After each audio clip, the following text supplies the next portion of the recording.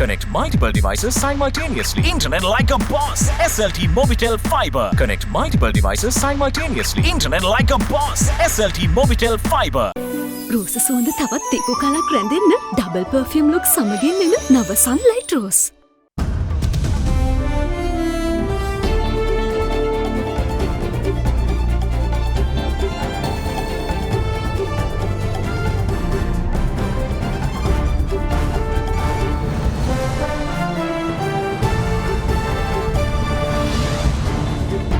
Tonight, marching on.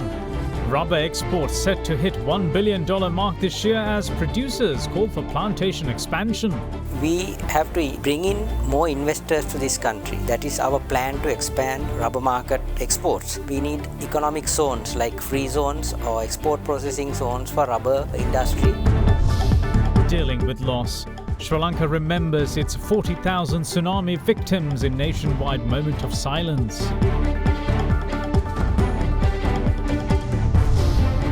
Gone to rest. Global peace and reconciliation icon Archbishop Desmond Tutu passes away in South Africa. All that and much more coming up on First at 9. This Sunday, the 26th of December, 2021. Nelly මතකෙන් ගිලිහුණු black shine එකස් කලඹක රහස sunset black shine සමගින්. From AdaDerana, this is AdaDerana First at 9. Live from Studio 24 in Colombo. Good evening, welcome to First at 9. I'm Thamke Kanayaka. This morning, Sri Lankans from all walks of life gathered together and observed 2 minutes silence in memory of the near 40,000 lives lost exactly 17 years ago.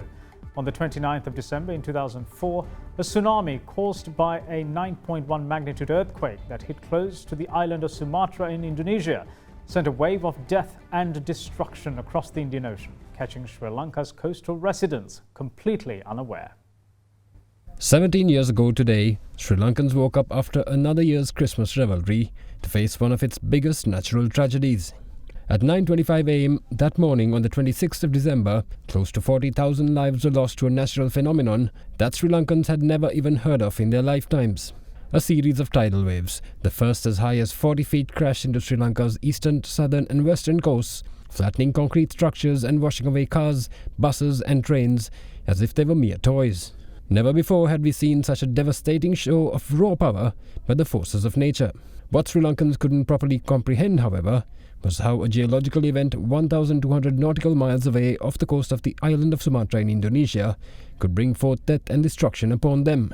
The 9.1 magnitude underwater earthquake sent a tidal wave across the Indian Ocean and claimed almost 230,000 lives across Indonesia, Sri Lanka, India, the Maldives and Thailand. Footage of the tsunami striking the main bus station in the city of Galle made international headlines that day, showcasing to the world how helpless its victims were before its onslaught. The coastal hamlet of Peralia near Hikkaduwa saw the single most devastating incident when an express train plying from Colombo to Matra was hit side-on by the tidal wave. The aftermath saw only about 150 passengers survive, while the estimated death toll was at least 1,700, although some estimate it at over 2,000. Only 900 bodies, however, were recovered, with many others either swept out to sea or taken away by family members who descended upon the wreckage to search for their loved ones. However, the other tragedy that went almost unnoticed in the midst of Sri Lanka's largest ever rail disaster was the destruction of the village of Peralia. Hundreds of its residents lost their lives, while all but 10 buildings remained standing when the waves receded. With that, this year too, as in every year since that fateful day, remembrance ceremonies were held across the country. At exactly 9:25 this morning, most of Sri Lanka observed 2-minute silence in memory of those 40,000 lives lost. And with the 26th of December having been declared National Safety Day since 2005, in remembrance of the victims, a national ceremony was held this morning at 9 a.m. at the Peralia Tsunami Memorial, with family members of the victims and Triforce and police personnel in attendance. Even today, when you look at the faces of those gathered in silence this morning, it remains clearly evident that 17 long years later, the emotional scars continue to haunt the survivors of that day. However, for some families, the pain is much harder to bear. Having never been able to recover the remains of their lost, the heartache from the lack of closure will continue to lie heavily on their minds for the rest of their days. නියම ක්වලිටියට හැදෙන අලුත් ටියාරා රස පදමට අලුත් වෙලා. Rubber sector exports are set to top $1 billion at the end of this year. With various other sectors grabbing the headlines, the rubber industry has slipped under the radar in recent times, gearing to post export figures which the country last saw 10 years ago. First at 9 spoke to industry experts and took a look at how the industry came to this point and also what more needs to be done to develop it. The first rubber seedling was planted in the Henrathgoda Botanical Garden in Gampa in 1876. And now the country's rubber industry is almost 150 years old. At the time when the first seedlings were being planted, it's hard to imagine anyone thinking that this island would one day go on to have $1 billion rubber industry. Today, Sri Lanka is the 13th largest rubber producer in the world. It has rubber plantations sprawling across 136,625 hectares, and the sector employs around 200,000 people. Many international companies have caught on to the potential Sri Lanka's rubber sector offers and have made investments over the past decades. One of the key reasons investors and manufacturers are present here is the raw material availability. Large percentage of rubber products consist of natural rubber, and natural rubber is considered an essential element of most of these manufacturers. Sri Lanka has a reasonably good output of natural rubber. Sri Lankan growers have come forward now. They are producing more rubber in this country. It was averaging up to about 80,000 metric tons per year during last couple of years' time. But because of the falling rubber prices in 2018-19, they did not go ahead with new plantations, and also their crop was little lesser. But once our government came into power, we started curtailing rubber imports from the other countries. So there was a higher price fetched for the Sri Lankan rubber. Now the kilo of RSS1 has gone up to about 500 rupees. Over the last 5 years, rubber-based products have been the third biggest contributor towards Sri Lanka's foreign exchange. In 2018, the sector raked in $907 million to the country. And despite the following year being hit by the COVID pandemic, the rubber exports still managed to bring in $816 million. And this year, from January to November, there have been a $999 million rubber export revenue. The foregone conclusion is that the final figure at the end of December will cross the $1 billion mark, a feat the sector last achieved 10 years ago.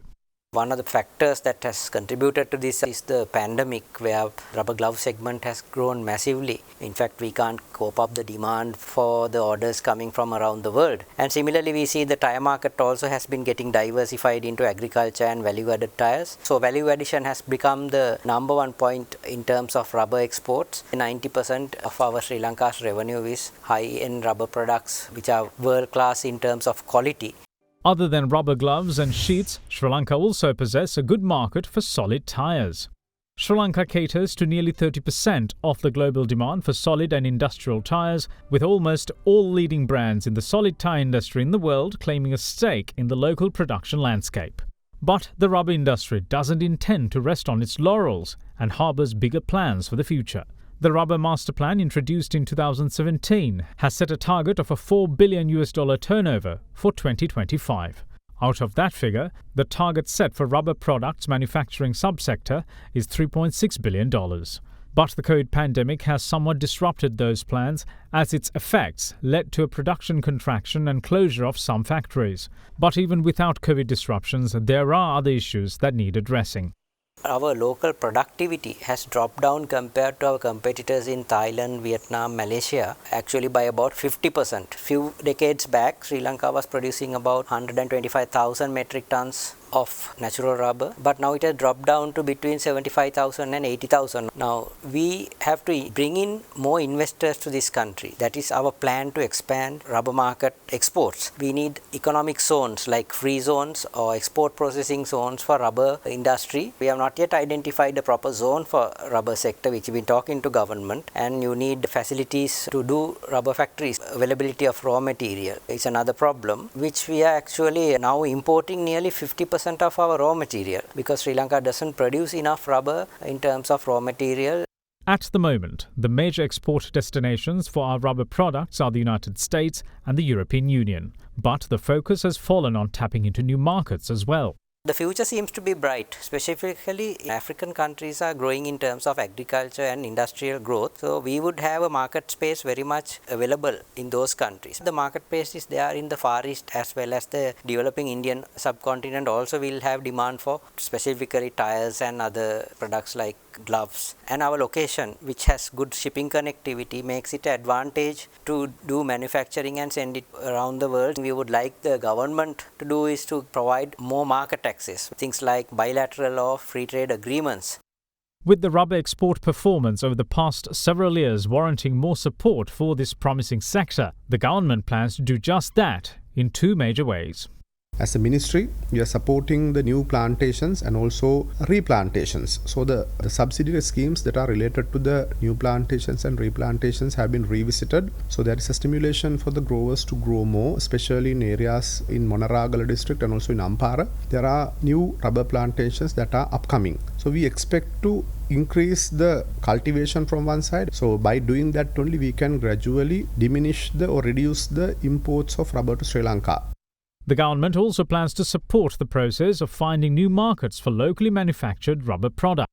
In the market development programs, market exposure and B2B programs organized for SME rubber companies in Germany, Turkey and Thailand. Organize virtual B2B meetings with buyers in Japan, Korea and the USA. EDB is in the process of organizing virtual B2B meetings in the African region in collaboration with the foreign missions in respective countries. The upper house of Pakistan's parliament has unanimously condemned the lynching of Sri Lankan Priyantha Kumar in Sialkot. The legislators passed a resolution in this regard, and it is said that a delegation of senators will be sent to Sri Lanka to personally hand over the copy of this resolution to the family of Kumar and express condolences. As per media, the resolution read that the House condemned such acts of extremism and demanded that the government should take action against those involved in the lynching. It is said to include that the religion of Islam had nothing to do with such incidents. The mob that lynched Priyantha Kumar accused him of blasphemy. Media quote Railway Minister Azam Swati saying, "Unfortunately, blasphemy has been interpreted by many people for their own benefit." Meanwhile, the leader of the House is quoted saying that the senators were feeling pain and remorse for the injustice meted out to Priyantha Kumar. Also commenting, a senator has said that the Sialkot incident had brought a disgrace to the country and Islam, and that the behaviour of the Sri Lankan government was courteous even when the country's cricket team was attacked in Pakistan. We will see you soon on the other side of this break. Stay with us. Big 3. Welcome back. You're watching First at 9. Now, Sri Lanka police say that the 4 officers who were killed during the shooting at the Tirukkovil police station have been posthumously promoted to their next rank. Police spokesperson said that the IGP CD Wickramaratne promoted the 4 officers to their next rank with effect from the 24th of December. The 4 police officers died after a fellow police officer opened fire at the Tirukkovil police station after allegedly being disgruntled about not being granted leave. The officer in charge of the police station also sustained injuries during the incident.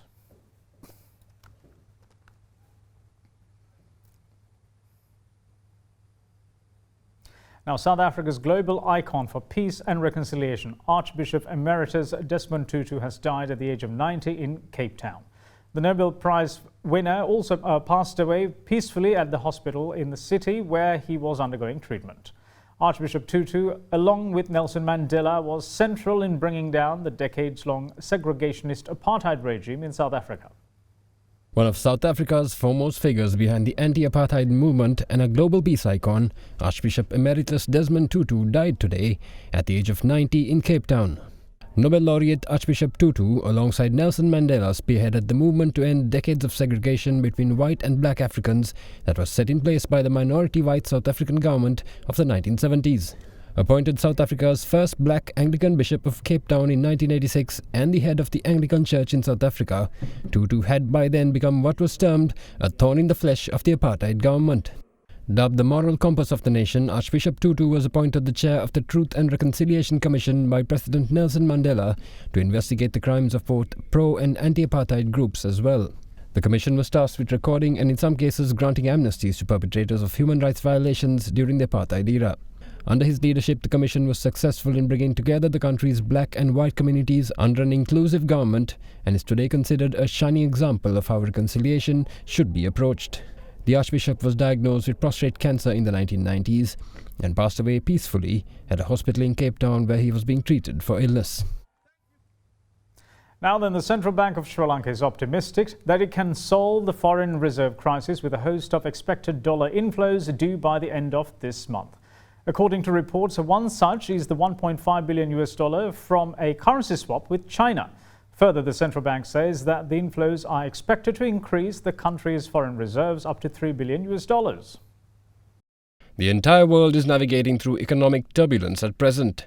The likes of inflation and unemployment are at record highs in some countries, including some global superpowers.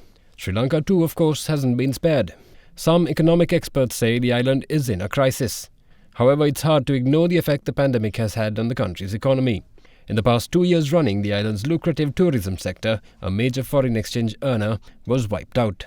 In 2019, Sri Lanka's tourism earnings were $3.6 billion, and for 2020 the expectation was to exceed $4 billion. But that didn't happen, and instead Sri Lanka received just $682 million. In 2021, tourism earnings at the end of August stood at just under $33 million, a far cry from the $4 billion target. Another avenue of precious forex to the country is foreign worker remittances. Although it increased slightly in 2020 to $7.1 billion, this year only $4.2 billion had come in at the end of August. Two key sources of foreign exchange, both have been hit hard. Amidst forex struggles, the country's official reserves too have dwindled to $1.5 billion. However, amidst all these struggles, there are silver linings.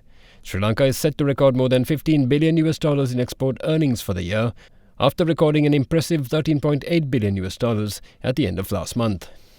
With there also being chatter of a possible debt default, the central bank has given full assurances that the country's official foreign reserves will exceed $3 billion. The new inflow of around $1.5 billion is expected to be the currency swap with China. It is also reported that the government is expecting a $400 million SARC swap by January 2022, which it had been negotiating with India. Also, a $500 million Indian credit line for fuel is also in the offing, and talks on this have been happening since August. What's more, it's also reported that the government is confident of receiving a $1 billion credit line from India by the end of January next year, as a result of Finance Minister Basil Rajapaksa's recent visit to New Delhi. If what's in the pipelines actually materialize, Sri Lanka could well have foreign reserves amounting to over $4.5 billion at the end of January. This would enable the country to at last meet the January 18th debt obligation.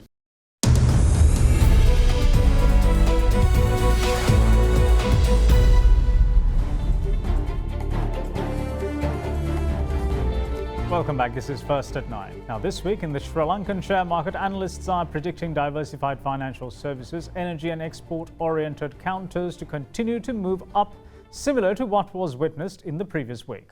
Let's now take a look at a more detailed report on what to expect in the week ahead. Last week, we saw a healthy run in the market driven by diversified financial sectors, capital goods and transportation sectors. Looking at the upcoming week, we feel some sort of positivity will continue from last week's strong uptrend, since retailers are more confident and infusing buying interest in the diversified financial sector counters, energy sector counters and export-oriented counters. We saw these sectors moved up last week and we expect it to continue in the upcoming week, and that will help the index to move up further. Market activities and turnover will be same as the last week performance. A suicide bomber struck a restaurant in the city of Beni in East Congo on Christmas Day, killing at least 5 people and himself. The attack marks the latest violence in a region where Congolese and Ugandan forces have launched a campaign against suspected Islamists.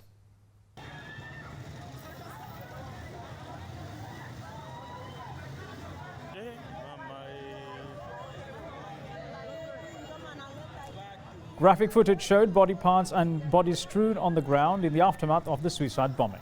Authorities said 6 people died in the blast and 14 were injured, including 2 local officials.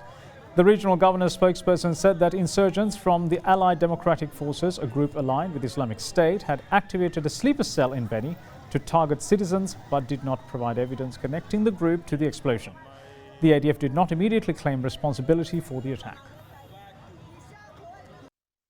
And that's it from all of us here at First at 9. Thanks for watching. Bye-bye.